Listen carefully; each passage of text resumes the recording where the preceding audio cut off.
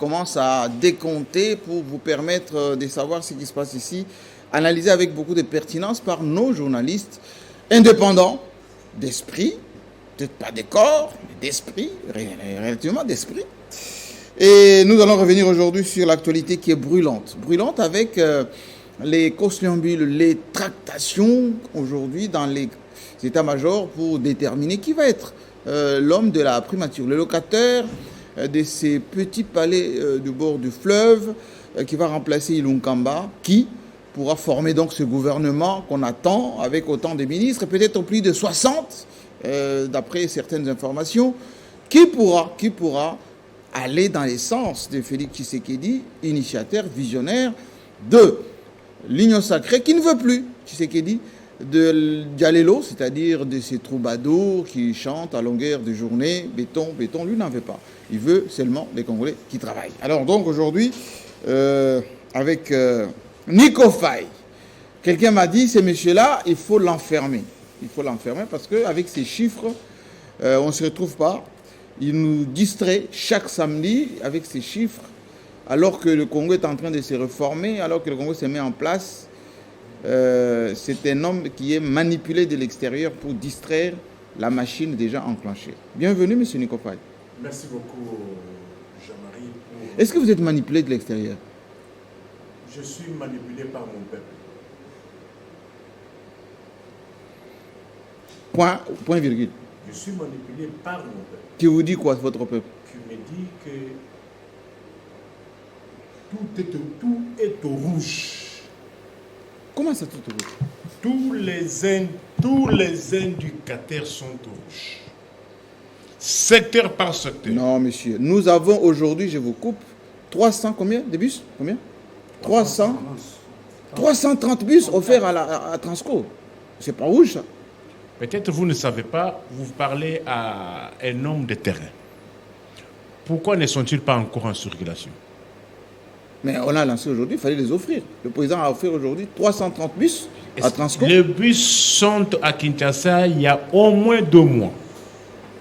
Il se pose un problème.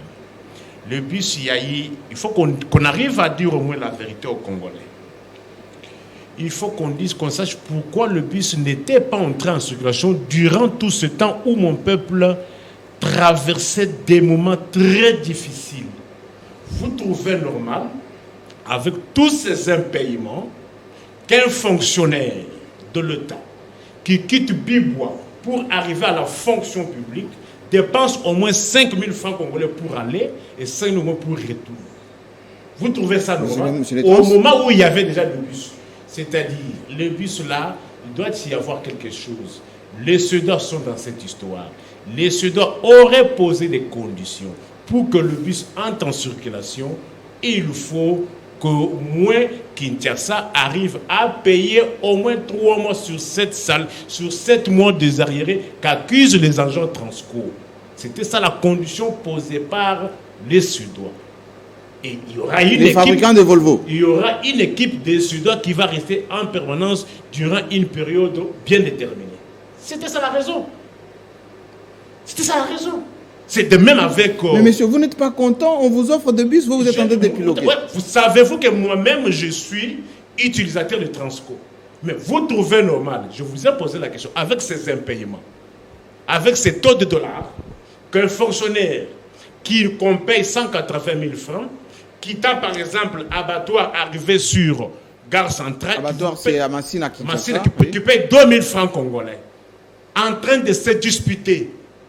Vous trouvez ça normal au moment où il y a le bus à Kinshasa? Bon, on a maintenant le bus.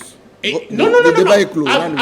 Lorsque l'État agit, il n'y a pas de pardon pour l'État. Vous dites que non, après que mon peuple ait été torturé de cette manière-là, est-ce que tous les préjudices subis, qui va le réparer? C'est de même avec la reprise des cours. Oui, ce n'était pas Covid qui était à la base de la suspension des... C'est quoi alors? Parce qu'il y avait un problème d'argent, il fallait, comme il y avait grogne, les enseignants menacés, les syndicalistes aussi menacés, il fallait qu'on trouve d'abord la solution, mais évitant qu'il y ait grève pendant l'année pour qu'on dise que non, on a échoué avec la gratuité. Or, la vraie raison, s'il vous plaît, Jean-Marie, On va vous ramasser. les élèves n'ont pas repris les cours, ce n'était pas pour cause de Covid. Mais le couvre-feu, alors, c'est quoi? Le couvre-feu, Oui. C'est la nuit là, oui. On a placé des postes de péage ou bien sur des barrières. Bon. Ce qui se passe Est-ce qu'aujourd'hui vous nous épargnez les chiffres? Non, ça c'est une obligation nationale. Mon peuple doit retenir qu'à ce jour, il reste 1052 jours pour la fin de ce mandat. Nous en sommes à 603 jours, au-delà des 100 jours du chef de l'État. 344 jours depuis que Covid-19 se déclarait officiellement au Congo. Pourquoi la rubrique Covid? Parce que j'entends ça et là, que Covid devienne un jour un alibi pour tirer les choses à l'orgueil. Le mandat est de 5 ans. Il y a déjà 7 pays qui ont organisé les élections pendant l'année de Covid. D'ici là, le Bénin va organiser les élections. D'ici là, N'Djamena va organiser les élections.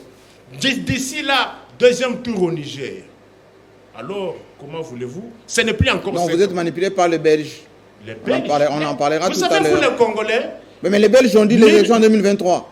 Écoutez, est-ce que entre moi et le Belge, qui a commencé cet exercice national, patriotique? Des chiffres. Au lieu de m'encourager, maintenant vous dites parce que c'était un Belge. Vous vous souviendrez de moi au jour où je serai plus sur cette terre des hommes. Non, mais vous serez encore là longtemps, monsieur. Alors, abrégé parce qu'on doit faire le tour des temps. Oui, et vous savez, aujourd'hui, la rubrique de notre estimé confrère Pius Romain Roland Ngoy, je ne l'ai pas prévu, mais il est là. Il a 52 jours avant la tombée du prononcé. Il a 52 jours, mais aujourd'hui 53 jours parce qu'on n'a pas pu terminer les formalités. Il a été arrêté pour cause d'intolérance, mais les juges ont dû le droit. Il est acquitté totalement. Il reste les formalités. Il nous retrouve quand, Pius Romain Roland? Si on finit les formalités le lundi, lundi soir, mardi... Bienvenue à la maison. Et je peux dire le travail que je félicite tous ceux qui nous ont aidés dans ce combat, en commençant par certaines autorités, je ne dis pas tout le monde, certaines autorités, certains responsables, auprès desquels nous avons effectivement déposé notre plaidoyer. Et voilà, c'est 15 gauze maintenant. Beaucoup de confrères se sont impliqués ici à Kinshasa, à travers le pays, beaucoup de postings.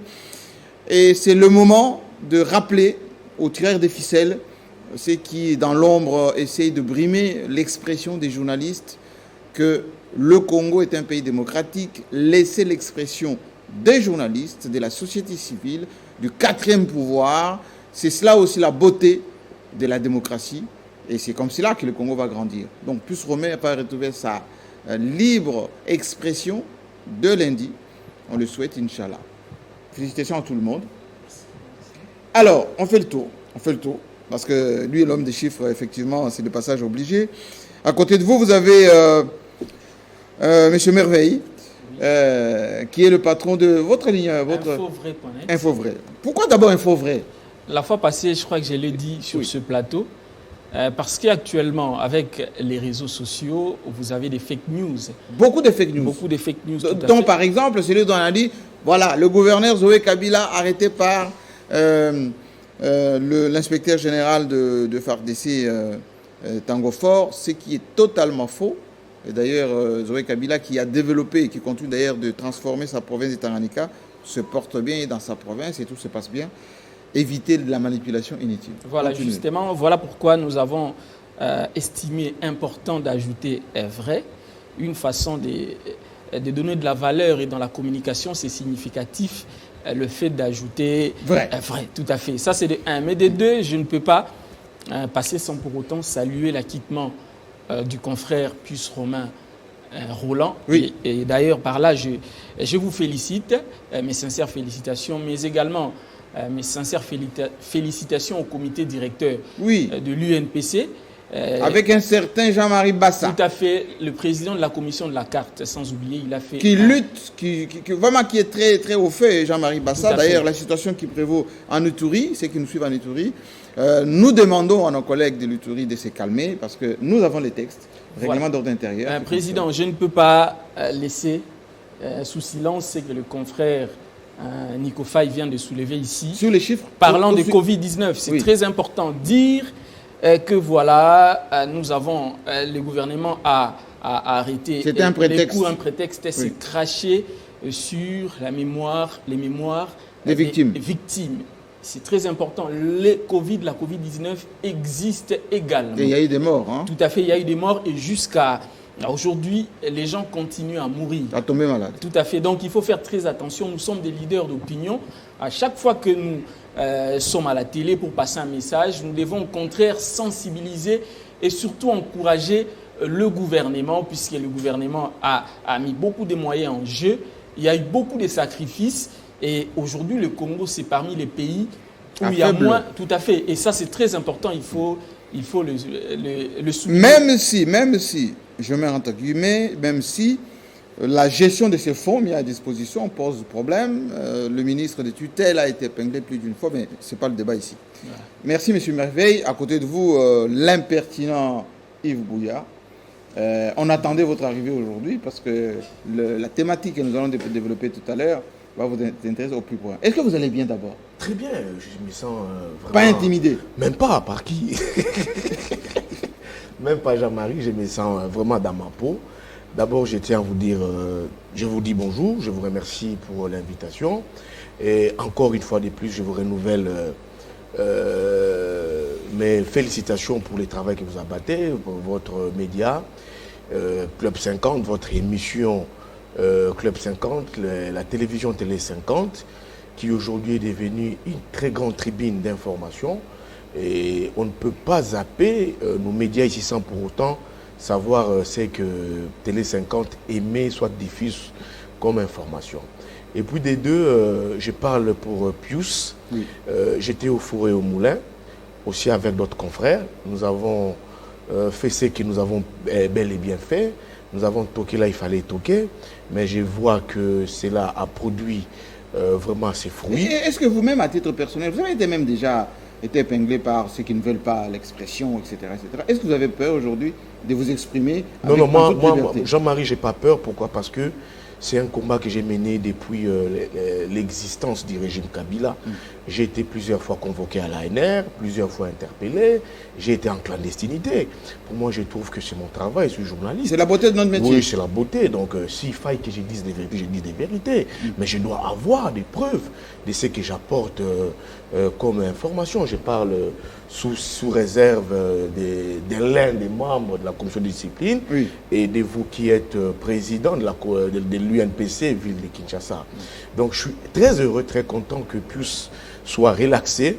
Et je pense que... Et que pensez-vous de tirer des ficelles? Un mot? Non, moi je pense que ces petites gens, c'est des petites gens. C'est des gens qui n'aiment pas être... des gens qui ne supportent pas la critique.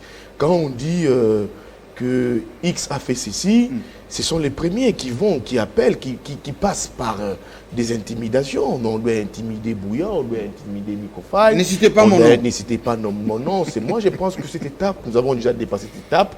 Si il faut critiquer aujourd'hui, il faut critiquer. Je suis content, moi, d'entendre le président de la République depuis Addis dire je ne veux plus de Djalilo. Ah, c'est une nouveauté, ça? Oui, là, pour moi, j'applaudis le président de la République. Mais béton, non. Les bétons, on doit arrêter ça.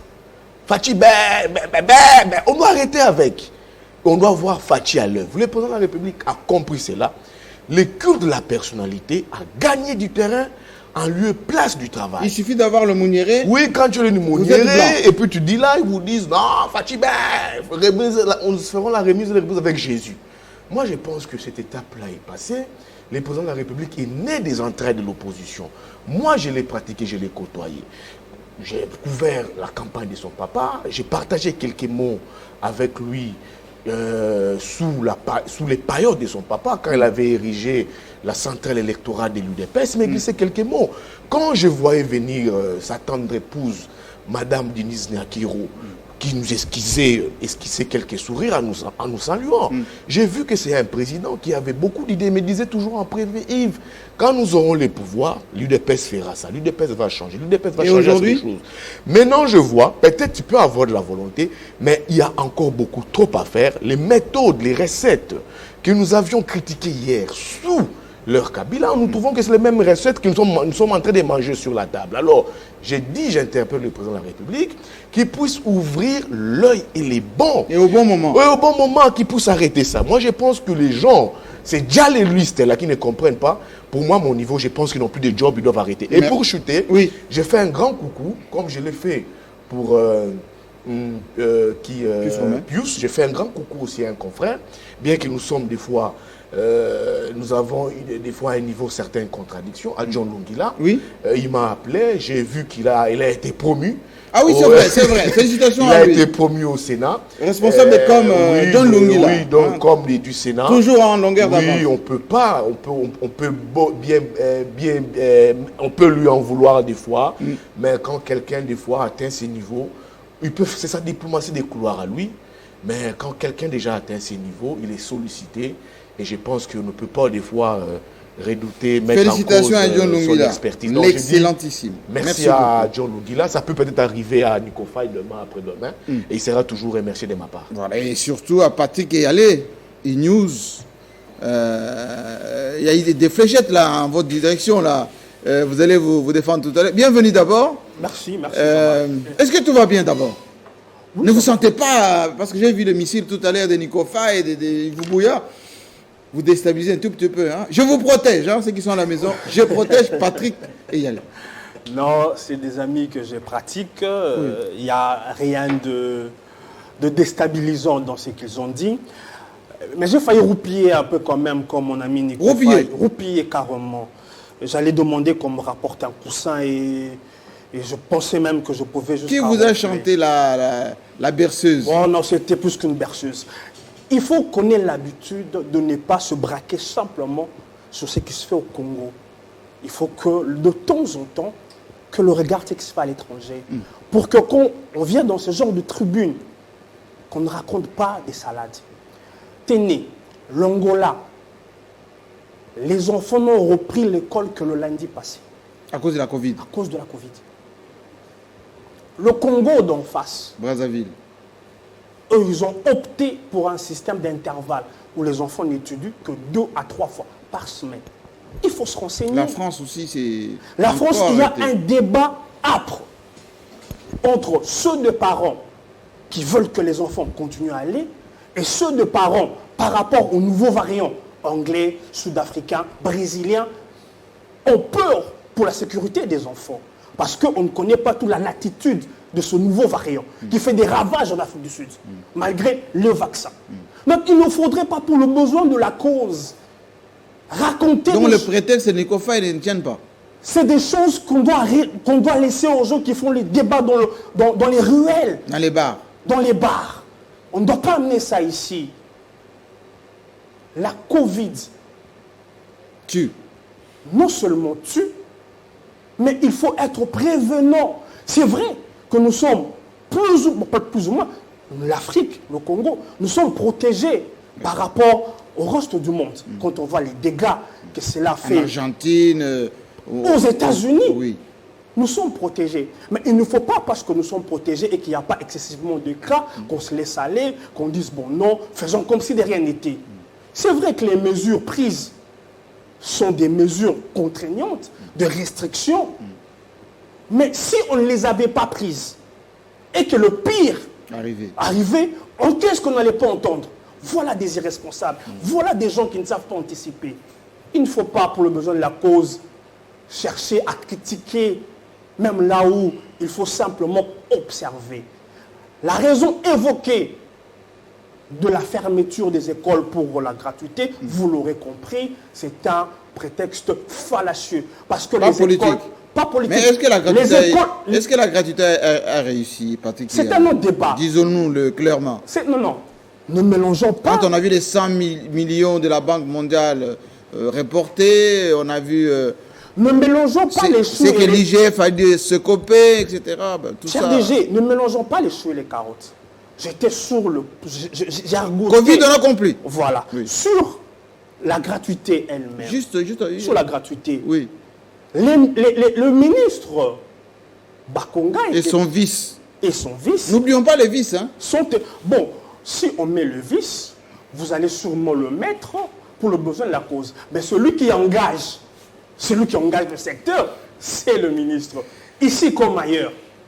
On ne va pas dire que le Congo fait exception aujourd'hui. Vous protégez bien le vice, mais on voit que le vice de la justice a bien endossé beaucoup de responsabilités. Le vice de la justice le fait vice de aujourd'hui... finance, il a bien endossé les responsabilités, etc. Ne trompons pas le... On utilise souvent le vice quand ça arrange la cause. Non, ne manipulons pas, ne trompons pas. Oui. Le vice-ministre aujourd'hui fait office d'intérim parce que, vous vous souviendrez, que le ministre de la Justice, M. Tunda... Qu'on n'a jamais voulu remplacer expressement.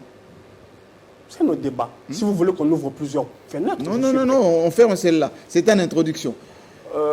C'est une introduction. Vous aurez tous les loisirs. Vous m'avez coupé dans mon élan de désintoxiquer. Oui, mais je vous comprends. Je vous comprends. Certaines à proximité que j'aimerais bien qu'on laisse ça vous aurez dans les... On a suffisamment de temps avec nous. Charles Kinkankou, Amen TV. Ça fait un moment que vous n'êtes pas venu nous voir. Est-ce que tout va bien d'abord? Oui, tout va bien. Quand Yves Bouy a dit, les dialoguistes, ceux qui disent tout va bien, Madame la Marquise, c'est calme, on doit se mettre au travail maintenant, vous vous sentez visé là, un tout peu. Vous qui avez dit les nouvel élan, l'union sacrée. Je sais pourquoi. Il faut faire la part des choses. Hein. Lorsque le président de la République s'exprime, il ne veut plus de béton, il veut plus de ça. Faire la différence entre ce qu'il a voulu dire et ce qu'il a dit réellement. Les flatteurs, il veut plus. Non, s'il vous plaît, qui sont des flatteurs? Mais tous ceux qui chantent là, tous ceux qui font des excusez-moi, Jean-Marie slogans, Kassamba, à travers les mondes et à travers au cours de l'histoire. On a même fait une chanson d'ailleurs. Nous avons diffusée toujours pendant vu, la remise de bus. Nous avons toujours vu à travers les mondes, à travers l'histoire, les peuples c'est le peuple qui est en communion avec un leader quelconque peut parvenir à surnommer ces leaders-là. Interrogez l'histoire, vous allez voir que ce n'est pas là pour la première fois que cela se passe au Congo. Si le peuple est content d'un tel leader, il peut nous surnommer ces leaders-là. Rappelez-vous, lorsqu'on disait l'autre fois, le maréchal C.C. Seko Kongumendo Zabanga, l'opposition d'alors disait « Ah non, c'est pas un dieu, pourquoi vous chantonnez pour ce monsieur, etc. » Lorsqu'on disait Mouzé, Laurent Désiré Kabila, le peuple, ah non, Mouzé c'était Makiza, pourquoi lorsqu'on dit Sissa Bidimbu, ah non, ce sont les gens manipulés, ils chantent là, ils sont inconscients. Ah bon, aujourd'hui quand on dit béton, vous dites c'est le peuple. Non mais vous savez, même Jésus-Christ, si vous lisez la Bible, vous allez voir que les Juifs avaient surnommé Jésus roi des Juifs.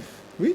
Les Juifs eux-mêmes avaient, en voyant ce que Jésus faisait, ils l'ont surnommé le roi des Juifs. Mais cette allusion, tu sais, regardez, avec la volonté de Dieu, ça n'a rien à voir. Vous avez les Mao là qui étaient surnommés les timoniers, un peu partout à travers. Il y a beaucoup d'exemples. Donc le béton continuera. Le peuple peut lui-même surnommer son leader qu'il s'est choisi lui-même. Pourquoi on associe toujours... S'il se retrouve dans cet homme-là, s'il s'identifie à ces leaders-là, il peut lui coller toutes sortes de sobriquets. Donc ça, le président Tshisekedi, comme un homme rationnel, un homme correct, normal, il ne peut que s'exprimer de cette manière-là. Il ne pourra jamais aller au marché de la liberté, par exemple, à Massina ou je ne sais où, empêcher ou interdire aux Congolais de les surnommer. Parce qu'aujourd'hui, j'ai entendu ici Fachi Béton. Est-ce que c'est Tshisekedi lui-même qui s'est donné le nom de Fachi Béton? C'est un compatriote qui aime le président de la République, qui a vu au début de cette législature, Félix Tshisekedi en train de faire des routes, et il a surnommé Tshisekedi Fachi Béton. Parce que beaucoup de routes étaient bétonnées à cette époque-là. Donc est-ce qu'on peut dire que ça c'est le Dialelo? C'est quelqu'un qui a vu un président poser des actes, et sur base de ces actes-là, il lui a collé ce briquet-là. Alors, mais j'ai entendu aussi beaucoup de choses. Ici, Nico Faye, qui se perd toujours lorsqu'il vient sur des plateaux de télévision avec des chiffres. Et malheureusement, il qualifie ça de devoir patriotique. Qu'est-ce qui est de patriotique dans le fait de brandir un papier Mais comme il ça, rappelle, là où on a écrit 1000, je ne sais pas combien là. Qu'est-ce qu'il y a de patriotique là-bas? Mais il rappelle les échéances. Jean-Marie Kassamba, la Constitution est claire. Le mandat d'un président de la République est de 5 ans. À moins qu'il y ait des cas de force majeure, comme on en a connu avec Joseph Kabila. Oui, mais c'est l'histoire récente de notre pays. Hein. Non, vous voulez faire comme Kabila. Non, j'ai dit ceci. Alors que vous avez, personnellement, vous avez continué. Vous avez attaqué, ils disent non, Joseph Kabila a violé la Constitution. Non, ne me comprenez pas mal, Jean-Marie Kassamba. Et il y a un adage latin qui dit Abussus non tolit usum. Donc l'habit n'exclut pas l'usage. Ça veut dire que aujourd'hui, l'article 70 de la Constitution, par exemple, qui dans son dernier alinéa parle d'un président de la République qui reste en fonction jusqu'à l'installation effective. S'il vous plaît, non. S'il vous plaît, en faites usage déjà. N'essayez pas d'interpréter mal mes propos. N'essayez pas d'interpréter. Le président Tshisekedi, c'est quelqu'un qui respecte la Constitution et il va respecter la Constitution. Et jusque-là, il n'y a rien qui démontre que Tshisekedi est dans l'optique de glisser. Pas du tout. En tout cas, pas du tout. Et pourquoi les Belges se sont réveillés? Non, s'il vous plaît. Non, j'ai dit ceci. J'ai fait seulement... j'ai rappelé l'histoire restante de notre pays. On a une jurisprudence en la matière. Si aujourd'hui, il arrivait un cas de force majeure, donc vous connaissez bien... Non, les cas de force majeure, c'est multiple. Il y a beaucoup de raisons. Lui, c'est ça qu'il a la guerre. Les cas de force majeure sont multiples. Les cas de force majeure sont multiples. Mais rassurez-vous, le président Tshisekedi n'est pas dans cette optique-là. Alors, aujourd'hui, lorsqu'un intellectuel, un journaliste comme Nick Faye, sur ce plateau, veut brandir la Covid-19 comme étant un prétexte pour le président de la République, d'autoriser la suspension des coûts, mais ça c'est quand même grave. Patrick Eyalé a bien fait ici de lister, de rappeler un certain nombre de pays. Mais moi, je peux prendre l'exemple de Kenya. Les compatriotes qui sont au Kenya nous suivent en ce moment. Le Kenya a fait 8 mois, s'il vous plaît. 8 mois. Vous vous imaginez un peu? 8 mois sans cours. Mais comparez un peu le nombre de cas qu'il y a au Kenya et ici. Et ici, on a quand même des grands savants comme Muyembe, qui a démontré à la face du monde qu'il sait bien maîtriser les virus et bien gérer les virus. Voilà pourquoi on pouvait tout dire, mais en RDC, il y a une gestion responsable de cette pandémie. Et aujourd'hui, dire que le fait qu'il y ait une suspension, ça c'est un autre débat. On peut parler de ces débats-là. Moi, je ne peux jamais être d'accord avec ceux-là qui peuvent dilapider les fonds de l'État. C'est fait déjà. C'est là où j'ai toujours jeté des fleurs à l'UDPS, ce parti politique qui est le seul et l'unique parti politique dans ce pays où l'on voit, s'il vous plaît, où l'on voit les sympathisants ou les membres de ce pays, de ce parti-là, faire des déclarations comme quoi ils sont contre leurs membres notamment, qui sont cités dans de tels dossiers. Parce que, souvenez-vous que si aujourd'hui Etienne Longondo n'a pas été déféré devant les cours des tribunaux, c'est parce que l'Assemblée nationale n'a pas voté la mise en accusation. Et flagrance. Non, s'il vous plaît, la requête du procureur était déjà introduite à l'Assemblée nationale. Flagrance. Et c'est Janine Mabunda et son bureau et tout le monde qui avait bloqué ce dossier jusqu'aujourd'hui. Mais à l'UDPS, tout le monde soutient à ce que si effectivement Etienne Longondo a dilapidé les fonds affectés à la Covid-19, qu'il soit déféré devant les juges et qu'il puisse présenter ses moyens de défense. Voilà au moins un parti politique qui prêche par l'exemple. Et ça, durant les 18 ans de Kabila, on n'a jamais vu ça. Voilà pourquoi. Combien de militants? Moi, juste un apostrophe, et vous allez conclure par là. Combien de militants de l'UDPS ont vandalisé le palais du peuple Ils n'ont jamais été inquiétés. Combien ont brûlé... Attendez, monsieur. Combien ont brûlé des policiers ici? Combien ont cassé les bus même là? Ils n'ont jamais été inquiétés. Lorsque vous parlez des militants de l'IDPS, il faut avoir des preuves que ceux-là que vous accusez de vandalisme... Mais le ministre de l'Intérieur lui-même... S'il vous plaît, les gens qui sont allés... Moi, je compatis à ce qui vous était arrivé. Oui. Je n'étais pas d'accord de voir les Congolais aller chez vous et piller et saccager là-bas. Oui. Mais est-ce que Jean-Marie Kassamba, ici sur ce plateau, vous pouvez me donner les noms de ces militants-là, de l'IDPS, qui ont saccagé votre maison? Vous avez les noms de ces gens-là? L'enquête vous ne donnerez aucun nom ici. Non, parce qu'on a vu les images. Calmez-vous. S'il vous plaît, Jean-Marie Kassamba. On a vu les images, on a vu les gens aller au palais du peuple, on a vu les gens s'attaquer aux biens des privés, André Kimbuta et autres. Mais nous ne pouvons pas dire que tous ceux qui ont posé ces actes-là sont de l'IDPS. Ça, en tout cas, il faut les prouver. Il faut vraiment les prouver.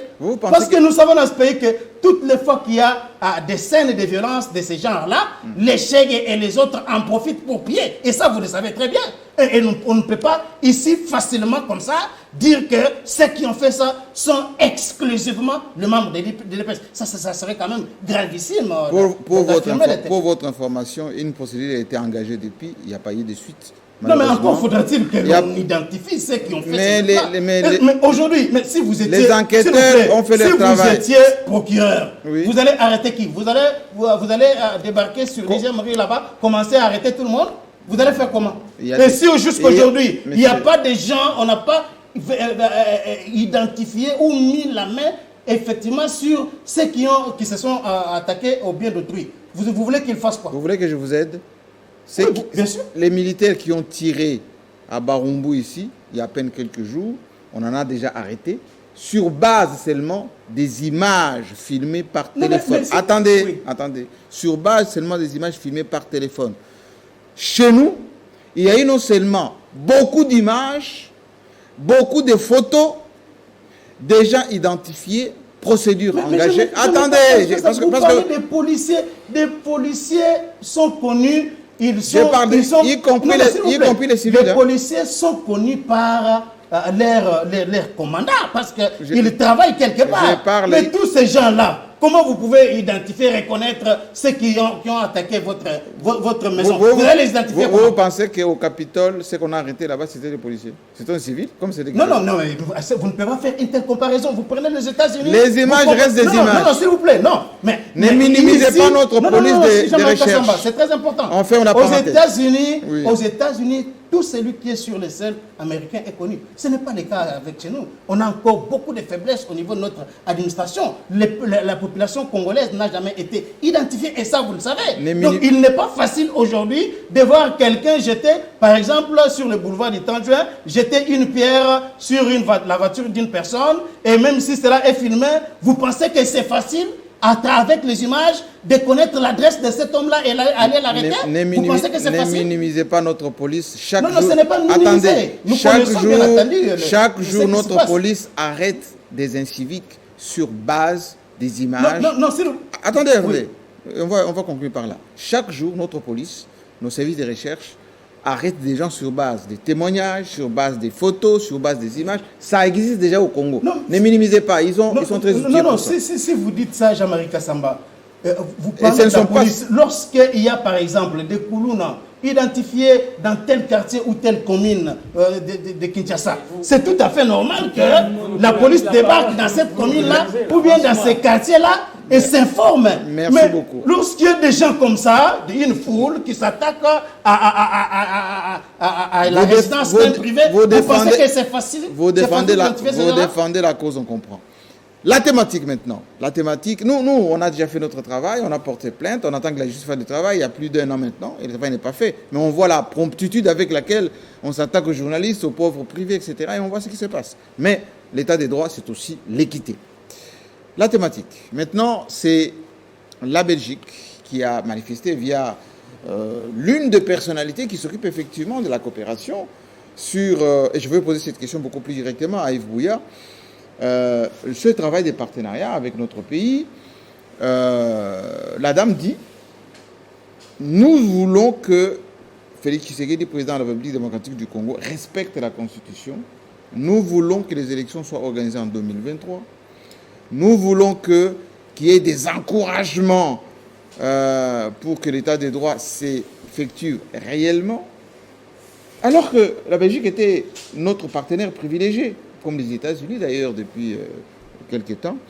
À un moment donné, on pensait qu'il y avait une certaine complicité, pour ne pas dire accord tacite, pour que tout se passe en RDC se passe de manière on ne peut plus naturelle. Parce que le président de la République l'avait dit lui-même que la Belgique, c'est un peu sa deuxième patrie. Et effectivement, il a passé beaucoup de temps là-bas. Qu'est-ce qui a piqué à la dame belge?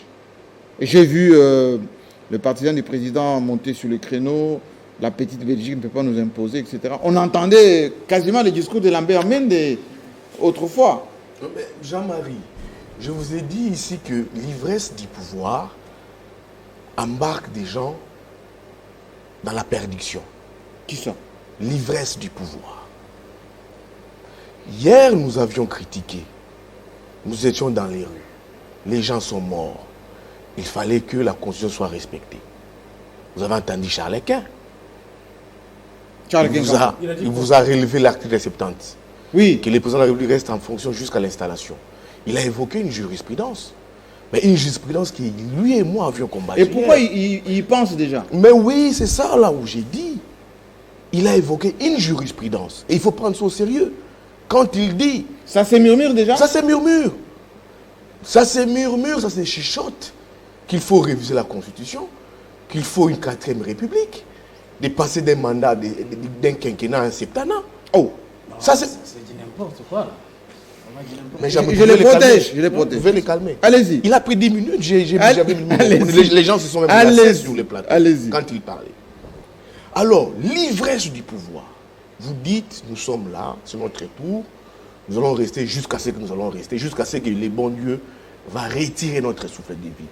Et le combat d'hier, les combattants de l'UDPS brillaient vifs au siège. Charles Quint peut-être n'était pas là. Moi, j'ai fait ces reportages-là. Kabila, Torobomayo, respecter la Constitution.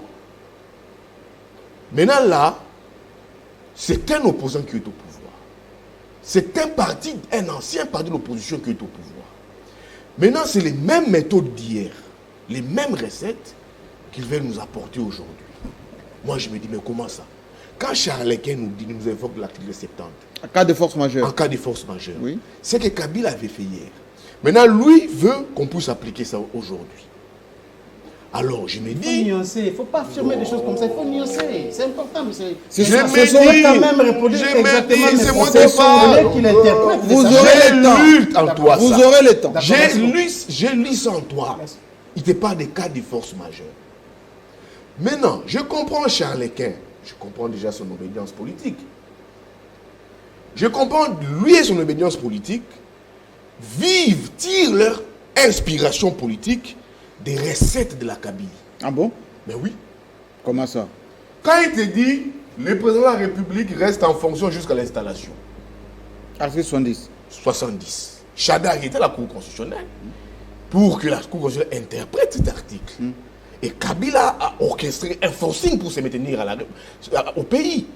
Un glissement des 2 ans. Donc Félix, il risque de faire... Alors, les propos de Charles Quint. Moi, je pose la question. Vous êtes d'accord avec lui? Les propos de Charles Quint. Il donne son point de vue. Les propos de Charles Quint me fait comprendre que son obédience politique, ses couleurs politiques, conduit les pays à ce schéma. Un glissement. Mais on est à 3 ans encore. Mais non! Mais Jean-Marie, 3 ans encore, mais c'est déjà préparé. Le prétexte sera la Covid. C'est des informations que j'ai. Mais la Covid est partout. Mais oui, les prétextes. D'où les chiffres de... Oui, les prétextes, ça sera la Covid. On n'a pas de moyens, il faut un consensus, il faut des discussions. Maintenant, les rappels à l'ordre de la Belgique signifient quoi? Est-ce que la Belgique a vu avant les congrès? Non, la Belgique, les Belges ont déjà l'information. La Belgique, aujourd'hui, est les porte-parole de la communauté internationale. Vous savez, Kabila est parti, c'est quand les Belges ont commencé à secouer Kabila. Et la communauté internationale a le relayer. Parce que ce pays a été colonisé par nous. La Belgique a des informations qui se trament déjà un glissement dans la perspective de 2023. Qu'est-ce qu'il faut? Il faut rappeler notre partenaire privilégié, M. Tshisekedi à l'ordre. Nous te soutenons, oui, aveuglement, mais il y a des conditions. respect de la Constitution, les réformes évoquées et les élections en 2023. Ça a été un coup dur pour les présidents de la République. J'estime, je ne confirme pas. Ça a été un coup dur. Ce rappel? Oui, c'est rappel parce que le président de la République ne pouvait pas penser que ces rappels viendraient de la Belgique. Lui dit, monsieur le président, en 2023, il faut ces élections. Maintenant, le président de la République est entre le marteau et la plume. Déjà? Oui, il s'est dit. Quand la Belgique relaie pareilles informations, entendez-vous demain que ça sera la France, ça sera la Grande-Bretagne, ça sera les États-Unis. Je dis ici, je parle diplomatique. Alors j'aimerais quand même que... Vous allez continuer tout à l'heure. Gardez votre argumentation. Patrick est y allé. C'est quand même fort de café lorsque, d'une manière insidieuse, je souligne, Charles Kankou disait, en cas de force majeure, on peut faire rapport à cette jurisprudence, article 70, et ça ne sera pas criminel. J'en viens. Je vais vous lire un communiqué de la Belgique. La Belgique continue d'être aux côtés du président Tshisekedi dans ses efforts de réforme pour faire face aux défis sécuritaires et socio-économiques au bénéfice de la population. La présidence de l'UA offre de nombreuses opportunités de concertation, de coopération, y compris avec l'UE. Cette partie, j'aimerais que les téléspectateurs... Non, lisons l'autre partie. Vous avez l'autre partie. Mais lisez l'autre partie aussi. Conditions. Attendez. Qu'a dit la Belgique dans ce communiqué? Attendez. Mais vous avez lu là, le communiqué, lisez l'autre partie aussi. Mais pourquoi vous êtes pressé? Pour ceux qui nous suivent. Vous avez lu? Non, parce Attendez. que vous avez choisi de lire que la Belgique accompagne, etc. Lisez l'autre partie. Je savais que vous allez prendre la partie qui met mal à l'aise le pouvoir. Non. S'il vous plaît, je me suis préparé à lire l'autre partie. À lire l'autre partie pour les quitter. Comme ça, les téléspectateurs sont servis. Je savais que vous lirez la partie qui met en mal le pouvoir. Mais lisez l'autre partie. Mais vous l'avez déjà si bien dit. Non, nous on a juste énoncé respect de la Constitution, élection en 2023, c'est tout. Mais que disent les Belges? Monsieur Jean-Marie, oui. Vous avez énoncé, vous avez fait un aphorisme, même si c'est éculé. Je constate et je prends note. Je lis l'autre partie. Maintenant, en ce qui me concerne, moi, je suis d'avis que le pouvoir actuel ne peut pas se donner le luxe d'un glissement, même d'un jour. Même d'un jour. Même d'un jour. D'où les chiffres de Nico Faye. Vous vous adressez à M. Patrick Eyali. Merci. Ça m'aurait peut-être amusé de voir les Chadari, les Mova, arriver à la date échue, qu'il n'y ait pas des élections. Ça m'aurait amusé de voir ces gens, qu'est-ce qu'ils allaient faire? Qu'est-ce qu'ils allaient nous dire?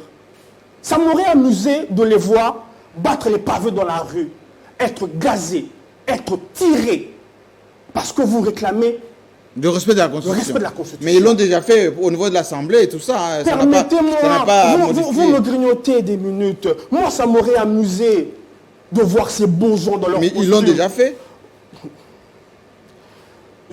On parle ici du respect de la date échue. On sait ce qui s'est passé quand l'opposition d'hier a réclamé le respect de la Constitution, oui, par rapport au délai. On sait qu'il y a eu mort d'homme. Et moi, je ne serai nullement partisan. Attention, c'est enregistré. Ben, lorsqu'on va évoquer les cas de force majeure, on va sortir cette partie. Mais je vous dis, c'est moi qui parle. Et je n'ai pas l'habitude de me dédire. Je dis bien que ça m'aurait amusé qu'il y ait glissement pour voir les autres qui hier avaient l'insuffisance au bout de les lèvres, les voir comment ils allaient se pavaner dans la rue, être gazés, être poursuivis. Moi, j'ai été de ceux qui ont accompagné ceux qui sont descendus. J'ai été de ceux qui ont fui les rues sous les gaz. Permettez-moi, Jean-Marie. Est-ce que vous êtes déçu de Belges? Est-ce que vous êtes déçu de Belges? Pourquoi je serais déçu de Belges alors que je parle le même langage qu'eux? Il ne faut pas que l'administration de Tshisekedi fasse un glissement. Je suis d'avis. Je suis d'avis. Je ne vois pas. Vous avez si bien dit de le rappeler à mon ami Yves Bouya. Il reste 2-3 ans. J'espère que maintenant... Toutes les réformes dans les 3 ans. Voilà. J'espère que maintenant, que monsieur le président n'est pas, je dirais, ne subit pas une pesanteur encombrant de son partenaire, qu'il n'aura pas d'excuses quant à ce, je l'espère, je le souhaite et je l'exige. Il nous faut des réformes. Ça sera une marque de grandeur et ça sera accrédité dans son bilan que de tenir les élections, des bonnes élections, dans les délais. Est-ce que Yves Bouya rêve de dire qu'il se murmure déjà à cause de la Covid, à cause de la situation économique difficile, peut-être une petite rébellion qui va se déclarer quelque part à l'Est, et dit voilà, en cas de guerre, on peut... Est-ce qu'il rêve? Non, il ne rêve pas. Il ne rêve pas, il dit vrai. Est-ce que les Belges ne seraient pas déjà bien informés de ce qui s'est... Permettez-moi, autour du chef... Qui se boutique autour du chef. En douce. Autour du chef, il y a du tout. Il y a évidemment ceux autour du chef qui vont lui proposer ce genre de schéma. Un peu comme avec Kabila. Il y avait autour de Kabila beaucoup d'intelligence. Vous condamnez? Permettez que je finisse. Il y avait ceux qui demandaient et qui conseillaient à Kabila de faire ceci, de faire cela. Et il y avait ceux qu'on appelle de faucons, ceux qui étaient radicaux, qui lui disaient qu'il pleuve, qu'il neige, il faut tenir le cap. On voit le résultat. Et aujourd'hui, autour de Félix, il y a aussi, malheureusement, avec chaque dirigeant, dans son lot de conseillers, vous sens un peu les trois. On retrouve de tout. Patrick et Yalé, je vous sens les trois. Heureusement que ce n'est que votre a priori. Moi, je me sens bien dans ma peau. Moi, je dis au chef de l'État, ne faites pas l'erreur qu'a commis votre prédécesseur d'écouter les sirènes, des faucons, des gens qui demain vous tourneront le dos quand vous serez apostrophé comme un autre dictateur. N'écoutez pas ces gens. Attention. Respectez la Constitution. Constitution. Aux mots qui font mal en ce moment. Monsieur Merveille. Oui, je dois réagir. Je suis inquiet comme la Belgique. Vous êtes inquiet? Vous serez peut-être étonné de ma position. Ah non, je ne suis pas étonné. Mais je suis inquiet. C'est votre expression. Tout à fait. Je suis inquiet parce que, regardez, aujourd'hui, la CENI n'est pas encore réformée. Nous ne sommes plus qu'à 2 ans. Moi, j'ai dit 2 ans parce que la dernière année, en réalité... électorale. Tout à fait. Etc. Oui. La CENI n'est pas encore touchée. Il faut l'identification de la population, le fichier électoral. Ça pose un problème. Pire encore, aujourd'hui, les anciens collaborateurs de M. Kabila sont avec le président Félix Tshisekedi. Attention, il peut être contaminé. Oh. N'oubliez pas que la CAQ sent toujours les harangues. Ça veut dire que les mêmes personnes qui étaient avec lui, avec M. Kabila aujourd'hui, on voit Steve Mikaï, hein? Dans l'Union sacrée, attention, et déjà même dans les déclarations, de Steve Mikaï, vous sentez qu'il est en train... L'engouement. Tout à fait. Il fait maintenant la tournée d'ailleurs de province. Et ça, c'est très dangereux. Et le chef de l'État, en fait, rien n'est encore impossible. Ça veut dire qu'en 2 ans, si on y met de la volonté, nous pouvons organiser les élections. Mais seulement, je suis inquiet parce que jusqu'à aujourd'hui, nous sommes encore dans des tractations politiques et jusque-là... Et Nico Faye a dit tout au rouge là. Et les finances, l'organisation, les paiements, etc. Et c'est un problème. Nous avons un sérieux problème du côté finance. Nous avons la gratuité qu'il faut financer.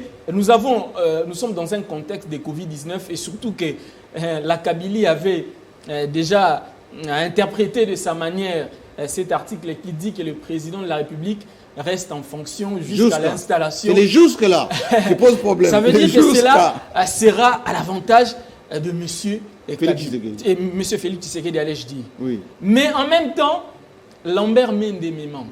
Oh. Tout à fait. Parce que il vous manque de l'autre côté. Tout à fait. Parce qu'il est déjà de l'autre côté. Bon, moi je dis que Lambert Mende est là où il est. Me manque en tant que ministre de la communication et médias et porte-parole du gouvernement.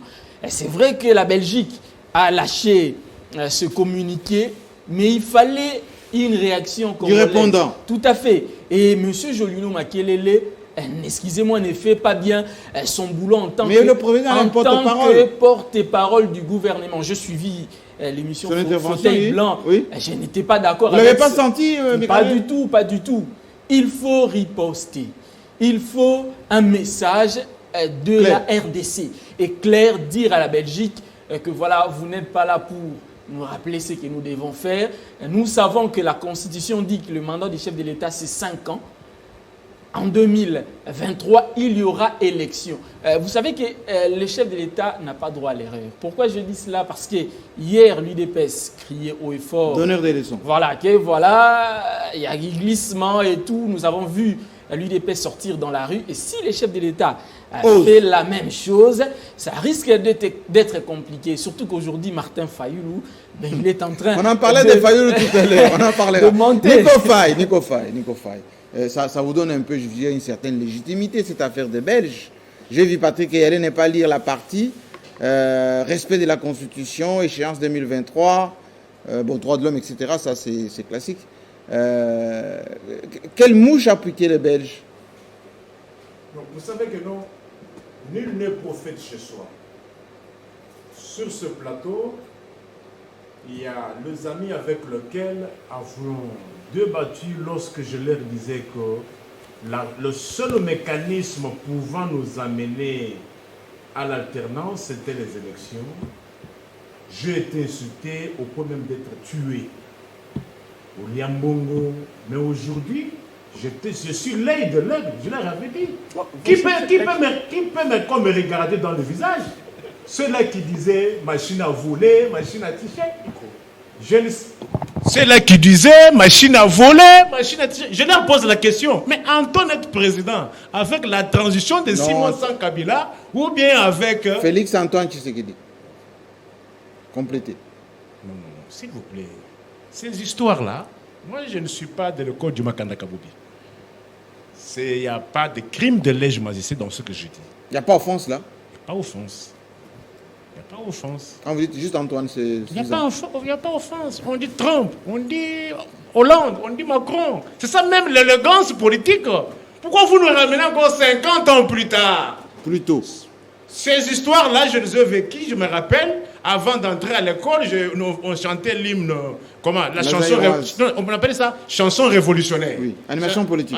Chanson révolutionnaire avant d'entrer à l'école. Mais je crains, ma crainte c'est quoi? C'est les Mobutistes encore vivants sont maintenant dans les couloirs de l'actuel régime. Ah bon? Oui, hein. Les Mobutistes encore vivants et leurs enfants sont maintenant dans les couloirs de l'actuel régime. Et vous avez peur quoi? Que c'est ressurgi? Vous ne voyez pas comment? Est-ce que vous sentez encore que les gens ont la culture de la Constitution? Et ce qui reste là, c'est la déchirer. Non, monsieur. Chaque ordonnance, on rappelle l'article. Ah bon? Chaque ordonnance. Mais les mécanismes ayant conduit même à la prise de l'ordonnance. Il faut respecter la procédure. L'état des droits ne se résume pas seulement dans les arrestations arbitraires ou bien d'aller piller la réserve stratégique. Le respect de la Constitution aimerait que du 1er au 229e article, que ça soit respecté scrupuleusement. C'est ça l'état des droits. Et lorsque vous voyez déjà les capitales occidentales, c'est-à-dire, elles observent, ils peuvent vous appuyer, mais ils vous observent, ils nous ont franchi le Rubicon. Quand vous voyez Bruxelles commencer, ils se sont déjà parlé quelque part. Avec au bout de ça, commencer comme ça. Massacre de Lubumbashi. De Katekelaï. Non, voyez, non. Ça commence. Même ceux-là qui pensaient être avec les gens, ceux-là que nous pensions être avec commencent à nous faire des reproches. C'est-à-dire qu'il y a déjà un problème. On a violé les textes de la République à un degré dont vous n'avez pas lutté. Mais je n'aimerais pas me faire passer ce que les amis ont dit ici concernant Covid. Oui, c'est un faux prétexte pour vous. Attends, vous avez donné combien pour Covid? L'État congolais a donné combien, s'il existe, combien à la population congolaise pour Covid? Ceux-là qui travaillent dans l'équipe de riposte, beaucoup ne sont pas encore payés.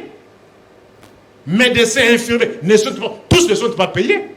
Ceux qui ont travaillé dans l'équipe d'Ebola, nous tous ne sommes pas payés. Mais qu'est-ce que vous avez donné pour dire que non, nous avons perdu l'argent? Doucement. Vous faites la comparaison. Vous allez à Brazzaville.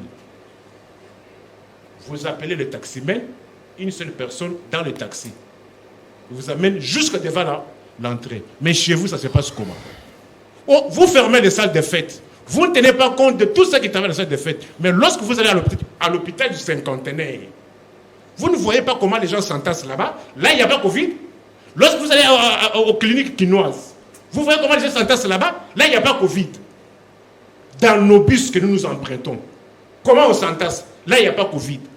Lorsque vous allez sur Avenue Gambela, Éthiopie, Sport, là, vous parlez de Kinshasa. Kinshasa, là, il n'y a pas Covid.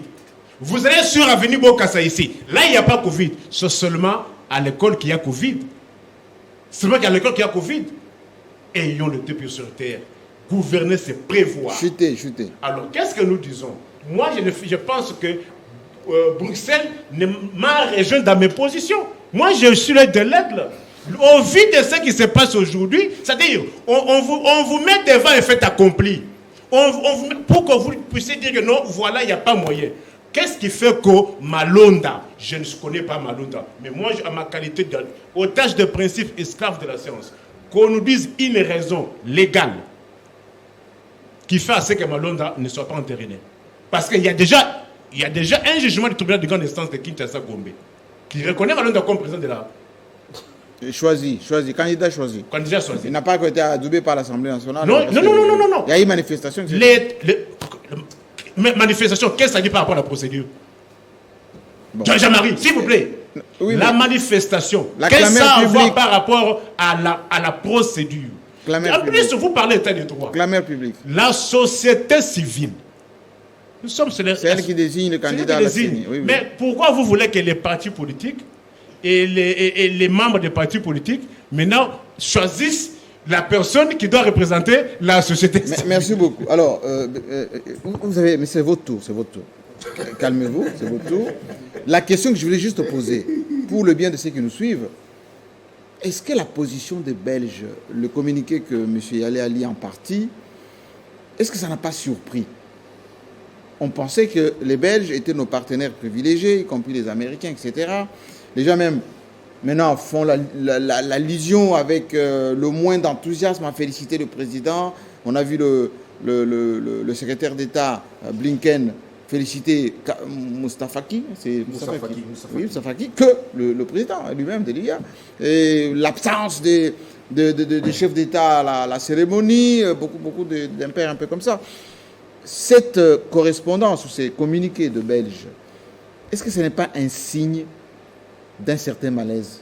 Bon, vous savez, moi je suis surpris de voir aujourd'hui des compatriotes, des journalistes qui hier s'en prenaient à la Belgique, à la communauté internationale, qui demandaient à Kabila de respecter la Constitution, de quitter le pouvoir, notamment Jean-Marie Kassamba. Je me rappelle encore beaucoup d'émissions que nous avons faites sur ces plateaux où Nico Faye, Pius Roland et beaucoup d'autres journalistes étaient contre la Belgique, contre les États-Unis, pour dire que toutes ces puissances-là occidentales ne doivent en aucun moment s'immiscer dans nos affaires.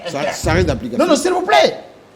Ils s'attaquaient vertement à la Belgique et à toutes ces puissances occidentales-là.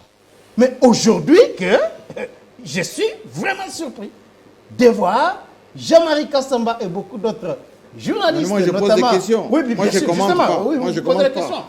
Qui se frottent les mains. Voilà, la Belgique. C'est une interrogation. Le président Tshisekedi est un homme foncièrement respectueux des textes. Regardez, tout ce que les opposants, tout ce que la société civile a réclamé pour que nous ayons des bonnes élections en 2023, le président Tshisekedi est d'accord avec ça. Ah bon? Et ils ont mais bien sûr.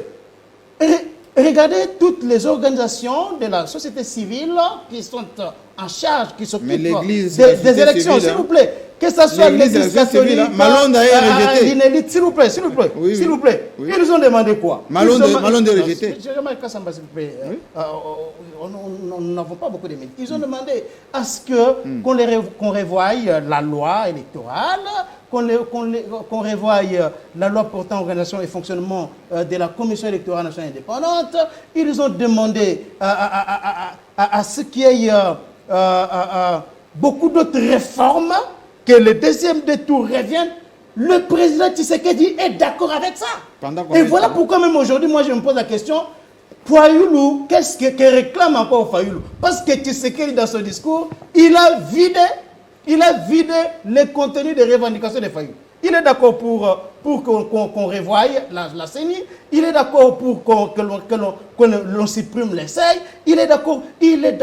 Pendant combien de temps? Non, s'il vous plaît.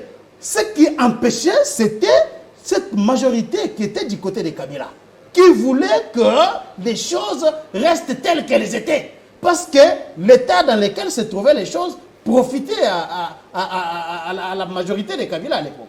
Mais aujourd'hui, que Tshisekedi, vous avez très bien suivi le discours de Fédéral Tshisekedi, vous avez très bien suivi ces discours, il est d'accord avec ça. Et dès que la rentrée parlementaire, la session de mars, les députés sont libres de faire ce qu'ils veulent faire, de réviser la loi et faire tout ce qu'ils veulent. Donc cela veut dire quoi? Je peux vous aider. Cela veut dire que Félix Tshisekedi n'a aucune intention de voir des mauvaises élections se dérouler en 2023, ni reporter les élections. Parce que ici, vous n'avez jamais suivi aucun dirigeant de l'UDPS, ni Augustin Kabouya, ni Jean-Marc Kaboun, ni Peter Kade, ni qui que ce soit. Personne n'a dit qu'il y aura glissement. Personne.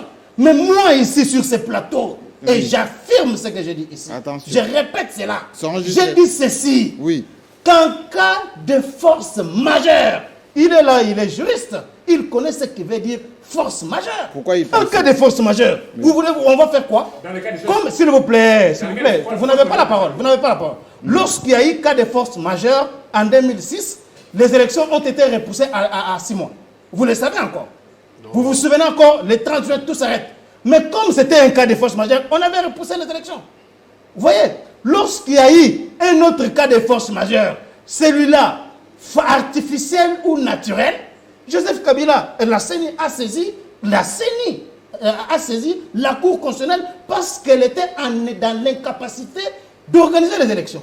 Alors, et aujourd'hui, le confrère Merveille a relevé ici des questions importantes.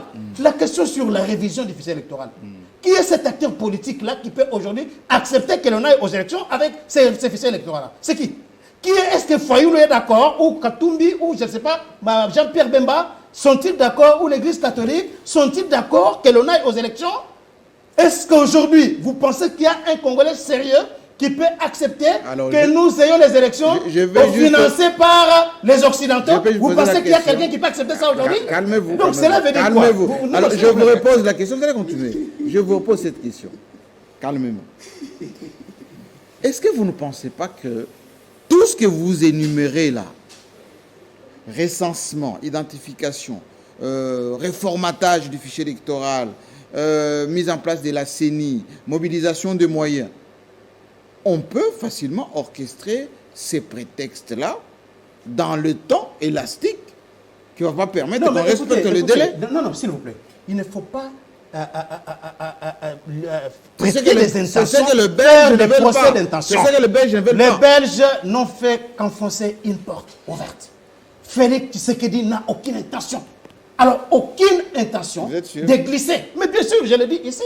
Parce que vous n'avez pas suivi. Hier, lorsque les gens parlaient, ergotaient sur la volonté de Kabila de ne pas organiser les élections, ils se fondaient sur quoi? Ils se fondaient notamment sur un certain nombre de faits. Et ces faits-là, c'était quoi? Les révisions de la Constitution ou l'élection de la nation. Beaucoup de déclarations, des livres écrits par les teneurs de la Kabylie à l'époque. Est-ce que vous vous rappelez au mois de janvier? Aujourd'hui, s'il vous plaît, Jean-Marie Kassama, on est presque à la fin de l'émission. Non, attendez. Est-ce que vous vous rappelez l'identification de l'électorat, c'est-à-dire le recensement lié aux élections? C'était ce qui avait causé les morts et les manifestations. Si aujourd'hui, on dit qu'on doit faire le recensement, identifier les électeurs, le recensement prendra combien de temps? Bon, moi j'ai parlé... Attendez. Le recensement prendra combien de temps? Si on dit que Covid a causé des problèmes et qu'on n'a pas l'argent pour mobiliser les moyens, ça prendra combien de temps? Si on dit qu'on doit mettre en place la nouvelle CENI, sans Malonda, ça prendra combien de temps? Est-ce que tous ces temps orchestrés... Non, Jean-Marie Kassamba, ça a été rappelé ici qu'il nous reste encore 2 ans et beaucoup de mois pour les échéances électorales de 2023. Cela veut dire quoi? Cela veut dire qu'avec la volonté politique telle que cela est vue dans les chefs du président de la République, on peut organiser les élections en 2023. On peut organiser les élections en 2023 parce que Félix Tshisekedi n'est pas dans la logique du glissement. Je n'aimerais pas ici que Yves Bouya puisse faire des incantations ici m'attribuant ou interprétant mal mes propos. Ici, j'ai dit que la révision édificielle électorale peut s'opérer. Dans combien de temps? Non, mais je ne suis pas expert au sein de la CENI pour dire... Vous savez les chiffres que la francophonie avait évoqués à l'époque. De l'identification. Ça, ce sont des questions techniques. Oui. Je n'ai pas la maîtrise sur les questions techniques. Donc, pour réaffirmer encore ce que je disais ici, Félix Tshisekedi, vous l'avez suivi. Nico Faye a dit ici, il a fait allusion à Makanda Kabobi et tout ce qui se faisait du temps de Mobutu. Mais c'est vous-même qui avez rappelé ici que Félix Tshisekedi a été clair à Addis Abeba lorsqu'il a dit pas de Dialelo. Et moi, j'ai répliqué pour dire que le peuple lui-même peut louer, vanter son leader. Pourquoi les fanatiques se confondent au peuple? Non, s'il vous plaît. Non. Le président de la République ne peut pas un Congolais quelconque, par exemple, de lui coller un sobriquet tel qu'il fait. Il ne peut pas. Patrick Eyalé, oui, on a bien compris que vous tenez au béton. Patrick Eyalé. J'aimerais, à l'intention de nous autres, préciser quelque chose. En 2016, il s'est posé un problème sur l'éligibilité ou non de M. Kabila. Ce problème a conduit, à mon avis, au glissement qu'on a eu. L'éligibilité? Oui, parce qu'il s'est posé un problème à savoir si Kabila pouvait candidater aux élections passées. Quelqu'un qui était déjà président, comment il ne pouvait pas être candidaté?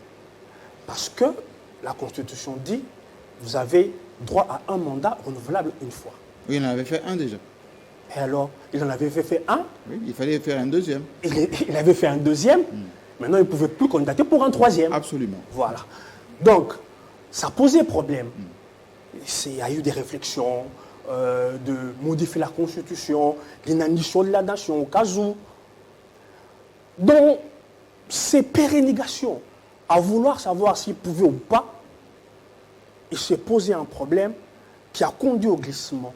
Parce qu'il y avait un tâtonnement entre imposer la candidature de M. Kabila ou se soumettre à la Constitution en présentant notre candidat. Et en 2023 ?